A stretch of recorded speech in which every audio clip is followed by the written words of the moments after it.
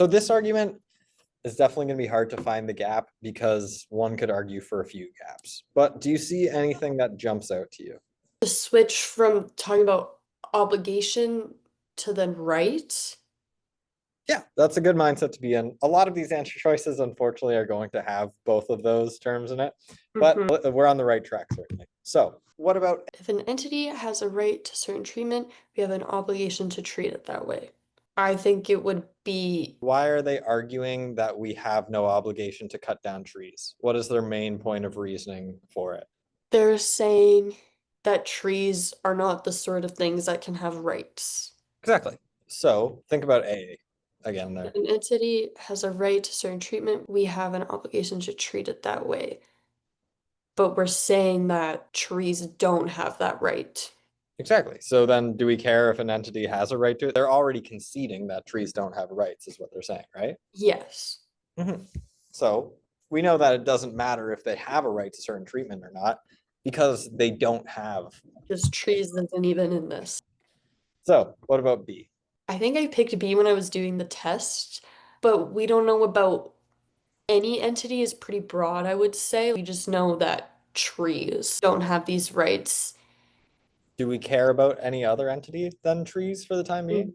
Mhm. And what do we know about trees' rights? That they don't have these rights. So then do we care if they have obligations from this? No. No. Even if it was true, well, they don't have rights, so we don't care if they have obligations. Mhm. So now what about C? The only is throwing me off, and they don't explicitly say conscious entities have rights. We just know that trees don't have these rights. But I So, don't know if they're asking that that's a gap, that because trees aren't conscious entities. well, we are explicitly told trees don't have rights. Yes.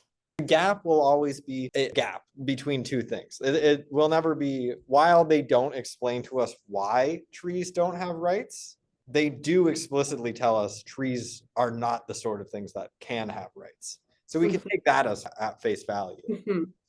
If they had said instead something to the effect of, what do we have here? This whole, if we have an obligation towards trees, then trees have rights. If they had omitted this and then just skipped to, therefore we have no obligation to cut down trees, well, then we Mhm. have a gap. Then we have no reason to know if trees do or don't have rights. Because Mhm. they're telling it to us, we know that for sure. So what do you think about C then? I would probably knock it out. And why is that? Again, the only we don't know about conscious entities. We just know that trees don't have these rights or obligation. Do we care about conscious entities? No, it's not mentioned, so why would it be The only thing we care about is trees? that we don't care if other conscious entities currently have rights or not. We are told that trees don't have rights. So then we Mhm. don't need anything else to justify about if they do not have rights or can't have rights because we're told that they don't. So what about D and E now? Read them both over and think about why one or the other, why we need one. Take your time with this one and then do the negation kind of thing in your head and everything. Remember the right answer, it will be perfect. It is necessary. If it's not true, we have nothing. Mm, D, avoiding cutting down trees is not an obligation owed to some entities other than trees Why do we need it? because other entities wouldn't be trees. You know Yeah. what I mean? Avoiding cutting down trees is not an obligation owed to some entity other than trees. What would the negation of this be? Like if we were to negate it and see if the argument falls apart, if we can't assume this, what would that answer choice be? Avoiding cutting down trees is an obligation owed to some entities other than trees. Yep. And so if we had to assume that that was true, how does that affect our argument? Can our argument stand if we do owe an obligation to another entity? No, because it says, therefore, we have no obligation not Exactly. to cut down trees. If we have an obligation to something else, well, then this whole thing falls apart. There can be no obligation to an entity unless an entity has corresponding right. And we're told that we have an obligation not to cut down trees. If we do have an obligation to something else, even though trees might not have rights or obligations, well, then we have an obligation to not cut down trees. Mm-hmm. And so why not E? Why don't we need E? The part about one's own property, I was like, I don't really care about that. Exactly. I was just like, it seems just like a one-off kind of answer.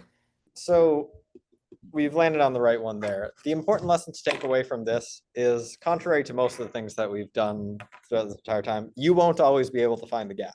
You could sit here, I could sit here, any of us could sit here for 45 minutes, and we likely, maybe somebody could, I certainly couldn't, find, you can't come out of it with, well, what about something other than the trees? Because they don't really talk about that. You can't always find the gap. So if it's taking you too long, move to the answer choices. The finding the gap is a speed technique. Its sole and complete purpose is to speed us up when we get to the answer choices. If it's going to take us forever, if you look at it for 15 seconds and you're like, there's nothing here, I have no idea, move into the answer choices. Definitely still try, especially in practice, while you're preparing for the test, Mm-hmm. as much as you can, spend your time. But on the actual test, it's not practice, you're the real thing. You don't have time to sit there for 45 minutes before coming up with, maybe we owe an obligation to a squirrel or something like that. But so homework wise, I'm going to send you a bunch of technique type of questions. Please. You can, for some of them, if you want to check your answer for where the conclusion is, you can usually just look up a question and then there will be someone explaining it, or like, Yeah. if you can't find them, or if you want to check your answer with me next time we meet up, I'd be more than happy to. But spend your time on those technique questions, and the ones I'm going to send you, the most of them won't be ones to do under time condition. Most of them will be ones to really take your time with. And then try to outline or highlight the entire argument. Find all the claims, find all the premises, find if there's intermediate conclusions, and really think about, even if it's not the question, think about why each sentence is in the argument. Every sentence that is going to be on this test is there for a reason, even if some of those are just to throw you off, but it will be there for a reason. Okay. So really think about why each thing is there. And so when do you have time next?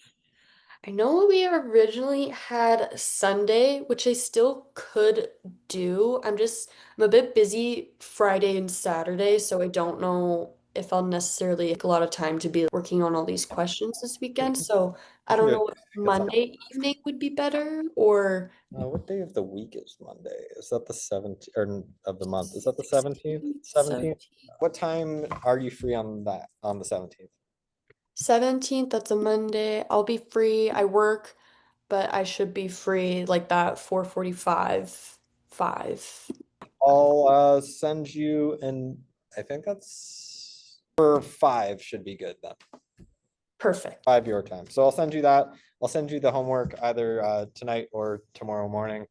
No rush. But just expect a bunch of technique questions. Good luck with those.